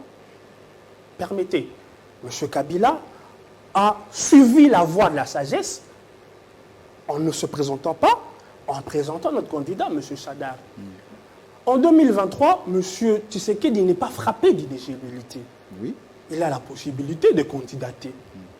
Donc, je ne vois aucune raison cohérente qui puisse conduire les gens à dire... Mais s'il a des challengers et qu'il n'a pas les moyens de gagner. S'il vous plaît, Jean-Marie. Oui. Le premier recueil, généralement, chez les dirigeants africains, qui bypassent les délais ou qui n'organisent pas, c'est leur impossibilité de se présenter. Or, Félix n'est pas dans ce cas. Il a droit à un autre mandat, constitutionnellement parlant. Donc déjà, raison gardée dans une certaine mesure, ça ne lui profite en rien que de ne pas organiser des élections auxquelles il a droit de participer. Maintenant, voyons que j'ai balayé proprement un des arguments que vous ne voyez, que vous n'avez pas vu venir. Vous me sortez maintenant l'argument qu'il peut être... Il peut avoir peur des challengers. Il peut avoir peur des challengers. Maintenant... Et s'il n'a pas de bilan non plus. Voilà. Maintenant... C'est une des raisons. Maintenant, Ou si le bilan est très, très négatif. Vous avez encore quelque chose à ajouter ou bien? Merci. Il y en a d'autres. Vous pouvez profiter. Allez-y, continuez.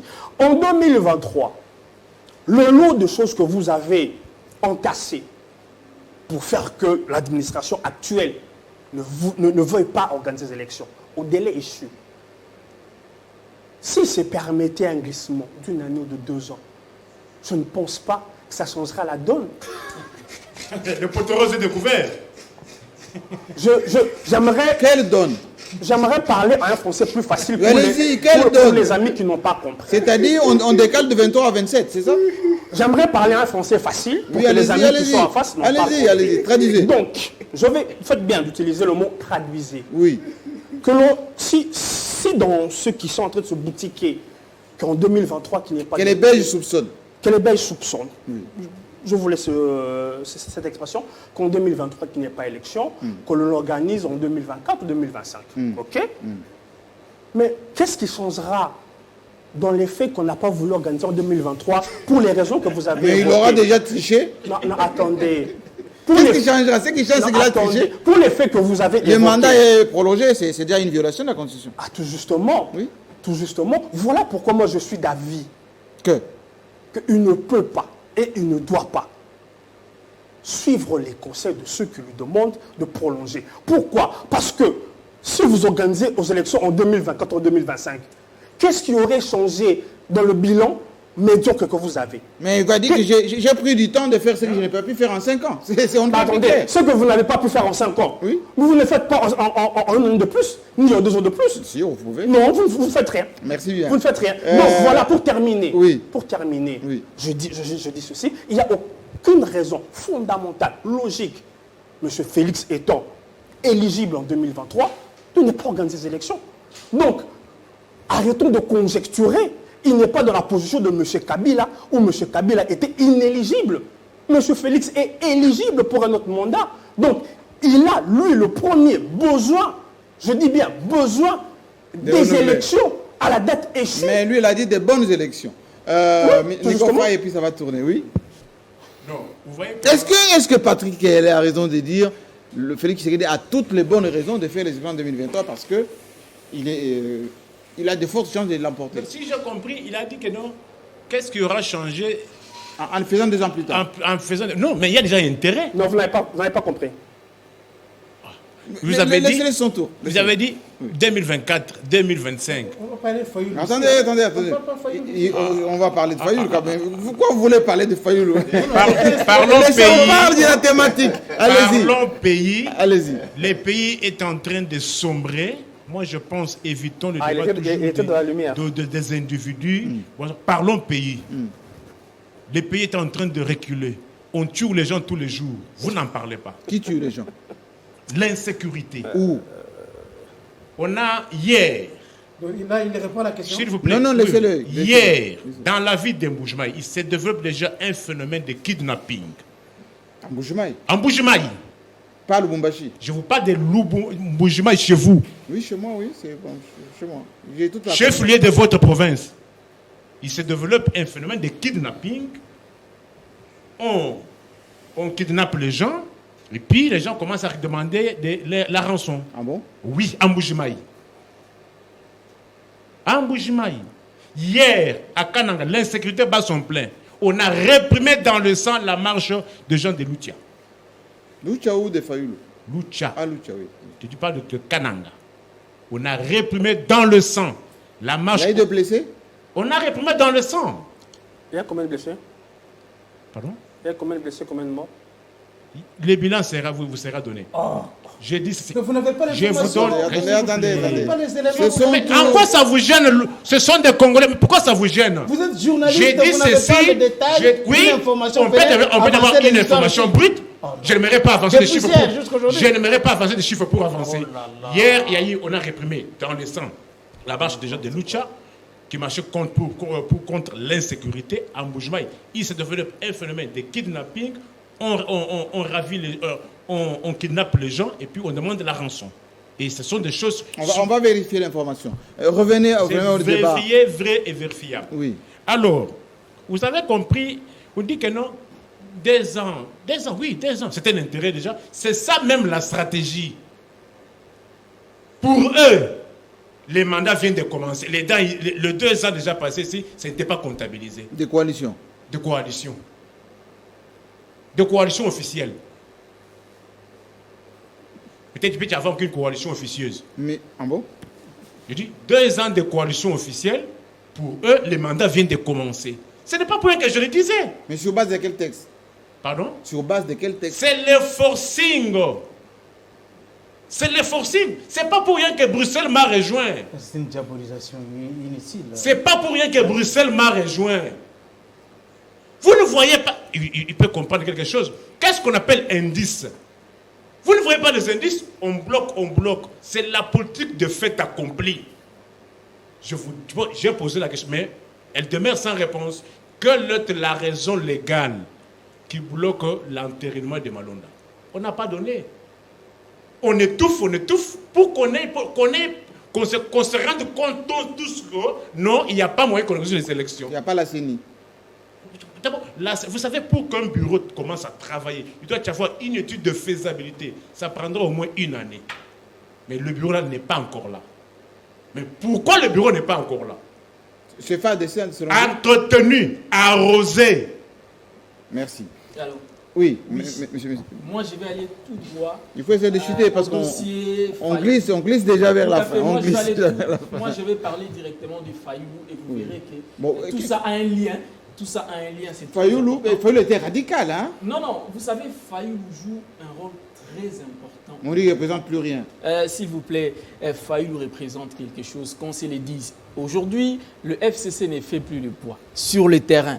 Le FCC a été battu par l'Union Sacrée aujourd'hui sur le terrain. Il faut quelqu'un pour mettre la pression au président de la République. On a vu la virulence avec laquelle Fayoulou est attaqué. Hein. On a vu des tweets. Tout à fait. Peter Kazadi de l'autre côté. Et ça prouve justement que Fayoulou est en train de bien jouer son rôle. Il fait exactement ce que faisaient les Sphinx délimités Étienne Tshisekedi. Mais à la différence, il n'a pas encore le parcours de Tshisekedi.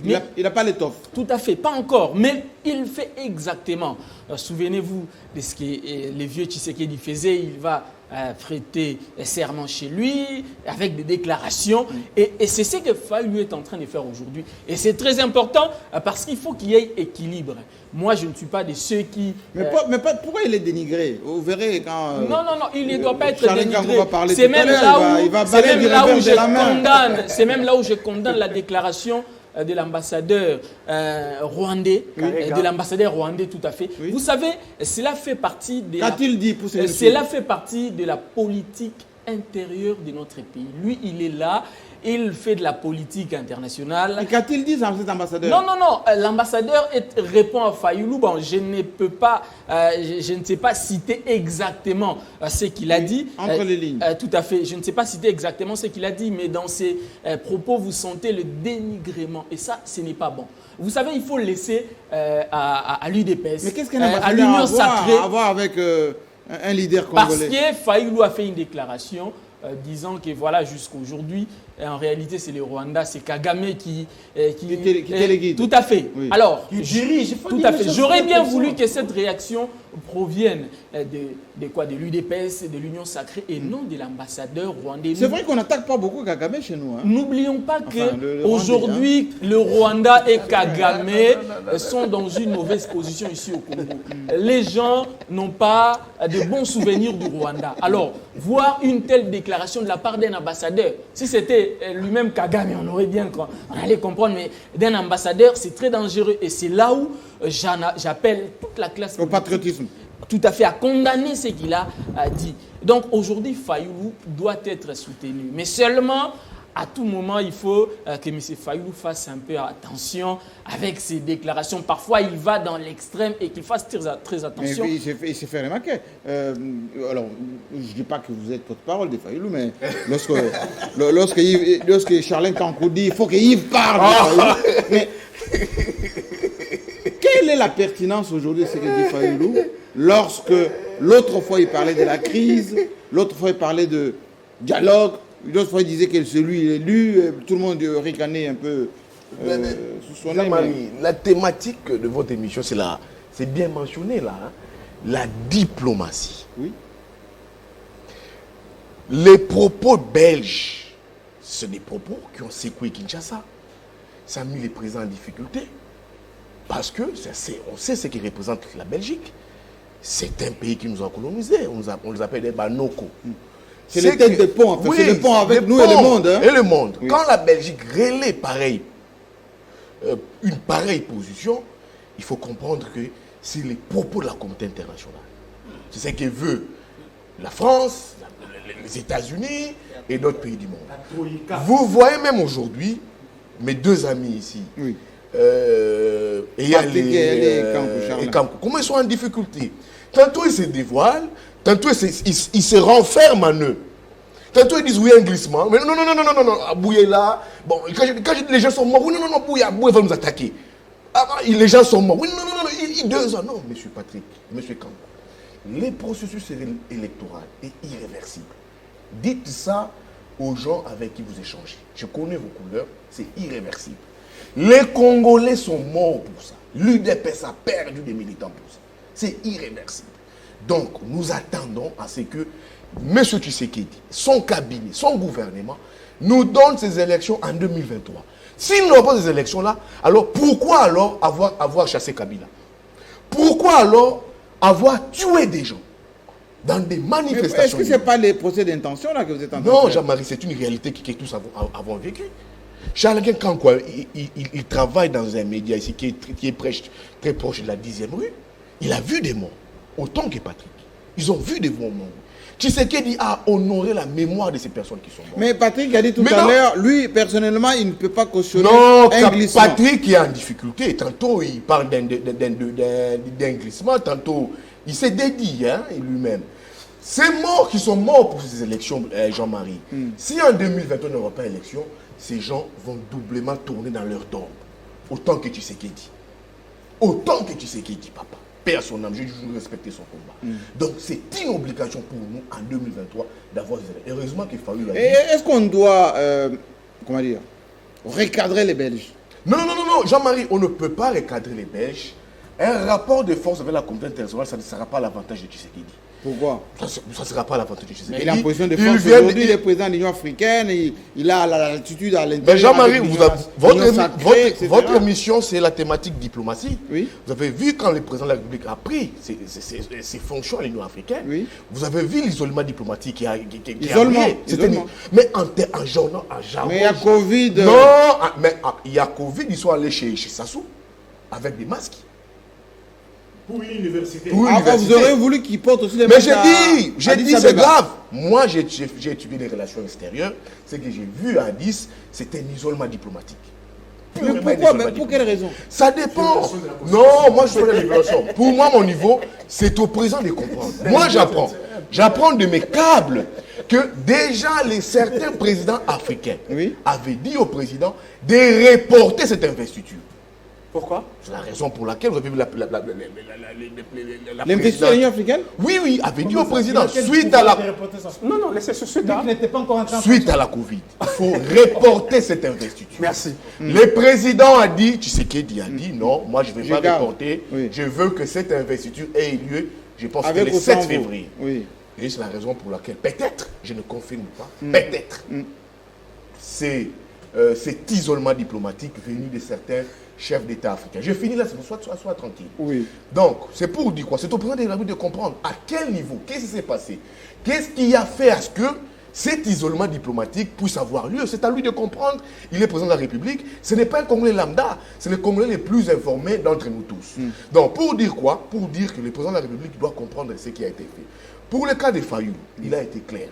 Il a été fort. Puisqu'il n'est pas radical, ce Fayoulou. Il n'est pas radical, c'est quelqu'un de très ouvert. Il a dit, j'ai pondu un plan de sortie des crises qui fait appel à des discussions déjà. Mais son dialogue, il tient. Oui, Tshisekedi est parti prêt à la crise. Je ne peux pas discuter avec lui. Moi, s'il faut discuter, il faut trouver une médiation. C'est très normal. Il est parti prêt à la crise. Il a été challenger de Tshisekedi. Il s'est dit président et lui, il a gagné les élections. Quand il ne dit pas de la diplomatie, c'est très clair. Quand il dit que c'est le Rwanda qui dirige le Congo. Sur base de quoi il parle que c'est le Rwanda qui dirige le Congo? C'est de la diplomatie que vous évoquez ici. Le Rwanda a développé une force dans la sous-région où nous n'arrivons pas à travailler. Mais donnez-moi les paramètres qui Les paramètres, premier paramètre. Oui. L'Union africaine lance, la CENI ici, propose, publie les résultats. Oui. Qu'est-ce que fait l'Union africaine? L'Union africaine dit non, vous devez stopper ces résultats. L'Union africaine doit avoir une délégation à Kinshasa pour discuter avec toutes les parties prenantes. Oui. Et Kagame était... Kagame était président de l'Union africaine. Oui. Kabila envoie ses sbires, ses caciques à Kigali. Oui. Il envoie qui? Néhémie, Shokitundu, Delphin Kaimbi, Kalev. Oui. Pour dire que nous avons trouvé une solution congolaise, un accord pondu entre moi et mon challenger, Tshisekedi, laissez-nous tranquilles. Et puis après, Kagame fait les lobbies. Premier aspect, c'est un élément de langage. Deuxième élément de langage, là où je vous dis comment est-ce que le Rwanda a développé un monopole de gestion politique de la République démocratique du Congo. Le président de la République conclut avec les conclusions. Kagame, entre guillemets... Il conclut les consultations? Oui, quand le président avait fini avec les consultations ici, il avait aussi envoyé notre délégation à Kigali. Ah bon? Composée de maîtres Tété Kabwe, ça vous oubliez. Il y avait une délégation parce que Kagame, entre parenthèses, les maîtres du Congo dit mais c'est quoi cette affaire de consultation, l'accord ici, l'Union africaine a accepté le schéma du FCC, c'est quoi cette affaire? Le président de la République, rappelez-vous, il avait envoyé une délégation à Kigali pour discuter avec Kagame, pour faire comprendre à Kagame. Ici en 2011, je fais une confidence de Jean-Marie Kassamba. Tshisekedi gagne les élections en 2011. J'avais couvert la campagne de Tshisekedi en 2011. J'ai fini, tu vois les temps. Tshisekedi gagne les élections. Oui. La contestation est en difficulté. Il dit, Tshisekedi, il ne faut pas laisser Tshisekedi passer, il faut pondérer Tshisekedi entre Kengo et Kamere. Vous savez, puis les discussions n'ont pas abouti. C'est les raisons des rencontres Tshisekedi, Kamere, Kengo avortées aux États-Unis et au Canada. La personne qui fait les lobbies de Kabila auprès des British et des Américains, c'est Paul Kagame. Alors, que les Congolais nous disent ici, pour finir, aucun dirigeant rwandais n'a jamais digéré parler des génocides congolais, plus de 20 millions de morts. Mais moi, j'ai vu un leader politique influent de la République, Moïse Katumbi, aller déposer une gerbe de fleurs au mémorial des génocides. Alors, que le Congolais nous dise... Félix l'a fait. Alors, que nos dirigeants politiques nous disent, quel est cet axe qui nous engage entre nous et Kigali?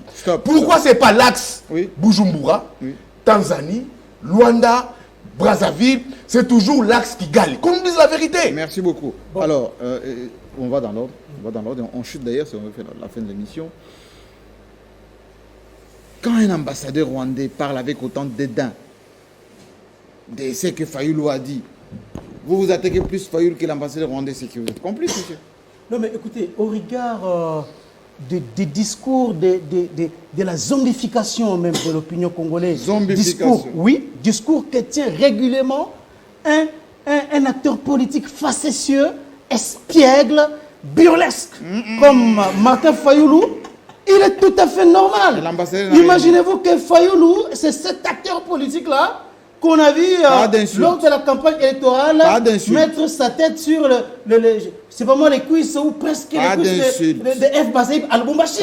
Vous vous souvenez? Non, non, s'il vous plaît, ça c'est... Non, il n'y a pas d'insulte ici. Il n'y a pas d'insulte. Et je n'ai pas insulté. Oui. Vous allez voir que dans tout ce que j'ai dit ici, je n'ai pas insulté. Avancez. Fayoulou, qu'est-ce que Fayoulou a dit? Il dit que c'est les Rwandais qui dirigent la République démocratique du Congo. Je suis désolé. Ici, ce que Yves Bouya est en train de dire, il raconte sa petite vie. Qu'est-ce qui s'est passé réellement? Joseph Kabila envoie ses émissaires écrire des lettres à beaucoup de pays africains, notamment à l'ONU. En réaction, Félix Tshisekedi envoie ses émissaires aussi pour donner la bonne information. C'était tout simplement ça. Ce n'était pas aller faire la génuflexion. Non, s'il vous plaît. Ce n'était pas aller faire la génuflexion au Rwanda. Parce que Joseph Kabila avait saisi plusieurs pays africains, notamment les Rwandais et beaucoup d'autres pays du monde, pour les informer de ce qui s'est passé en République démocratique du Congo.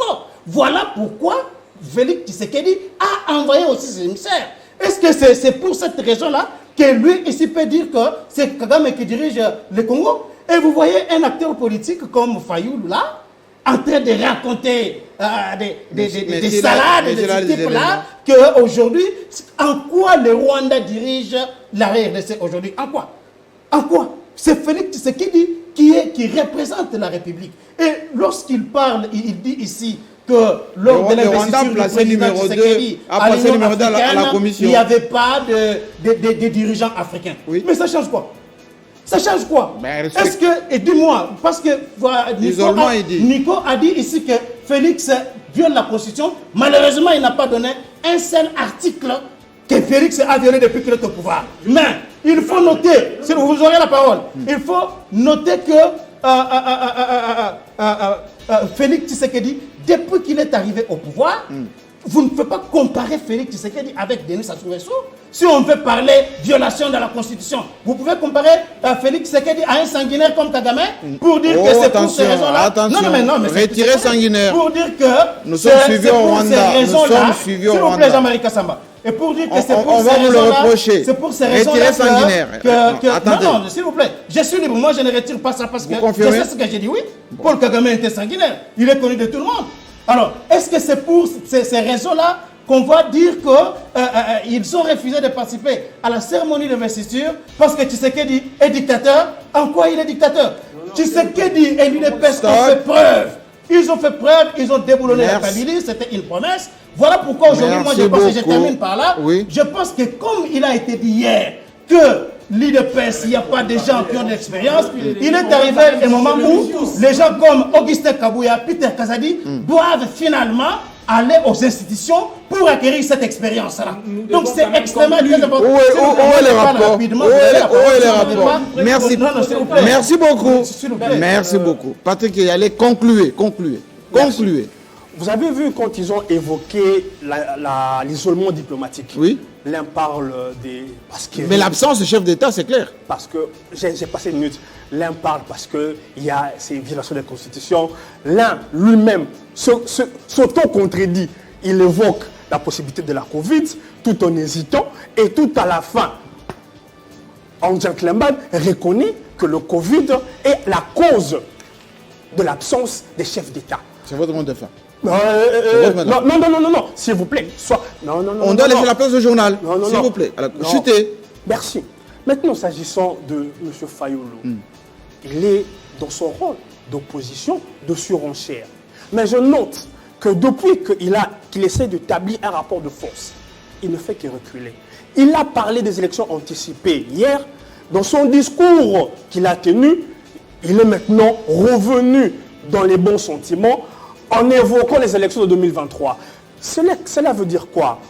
J'ai vu la vidéo de M. Fayulu qui se dit « Je suis aigle, le peuple m'a donné le nom d'aigle, je suis en train de planer, même si les autres sont partis, je reste populaire. » Ce n'est pas un concours de Miss Populaire, M. Fayulu. Aujourd'hui, en tant qu'opposition, en tant qu'opposant, aucune piste,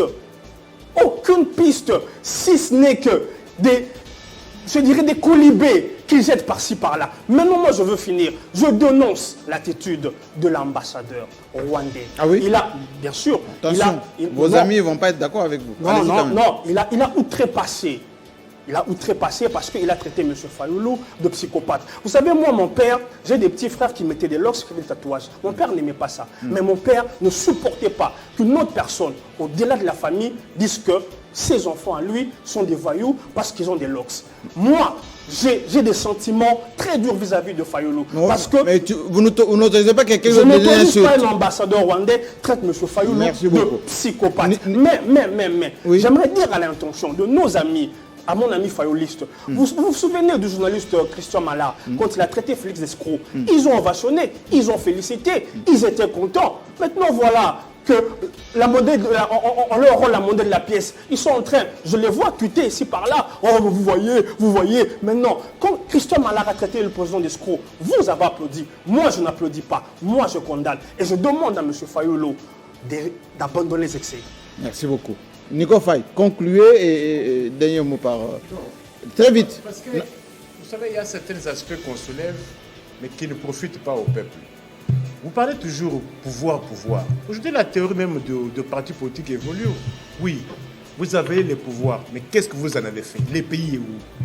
Mais pour vous faire plaisir, vous en tant que juriste, vous avez étudié le droit public international.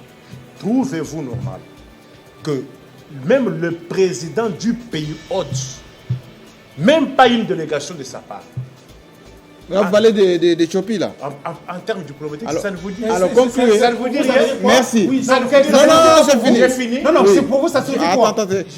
Que la République démocratique n'est pas un pays important en Afrique. Mais ça signifie quoi? Non, mais cela veut dire quoi? Je ne crois pas, moi. Comment vous interprétez ça, vous, en tant que Congolais? Moi, je ne crois pas à l'Union africaine. Non, s'il vous plaît, vous interprétez ça comment? S'il vous plaît. Mais si les dictateurs merci beaucoup. Allez jusqu'à Monsieur Merveille, concluez. Merci. Si les dictateurs commencent à vous saboter, c'est un problème sérieux. Non, comment quel problème? Quel genre de problème? Cela veut dire quoi exactement? Vous n'allez pas le dire. S'il vous plaît, concluez. Sassou et toutes ces organisations des modernes. S'il vous plaît. Moi, ma conclusion sera simple. Oui. Aujourd'hui, la RDC, c'est l'un des pays les plus démocratiques de la sous-région, en dehors de la Tanzanie. Aujourd'hui, au Congo, nous avons un ancien président en liberté. Il est là, normal. Il est en train d'évacuer librement à ses occupations. Et je demande au chef de l'État et à toute la RDC de préserver cela. C'est très important. Aujourd'hui, il y a la liberté d'expression. M. Fayoulou est en train de parler, les autres opposants parlent. Et tout sans lucha. Oui. Voilà, donc c'est quelque chose qu'il faut vraiment encourager. Oui. Et moi, je salue, c'est là aujourd'hui, M. Kabila est dans le Haut-Katanga. Il est là en train de vaquer librement à ses occupations. J'aimerais que cela continue. Pourquoi je dis cela? Parce que aujourd'hui, dans les coulisses, nous entendons, voilà, il faut poursuivre, il faut des poursuites, il faut poursuivre. Chebea, etc. Donc c'est très important que les chefs de l'État ne commettent pas cette erreur-là. Voilà. Merci beaucoup. En tout cas, nous, on va vous laisser suivre cette émission en rediffusion jusqu'à lundi. Déjà tout de suite en ligne pour ceux qui nous suivent via le web. Je vous rappelle que dans quelques instants, c'est la grande édition du soir avec naturellement la rédaction de Télé 50. On se retrouve la semaine prochaine, toujours avec le même plaisir. Bonne semaine à tous.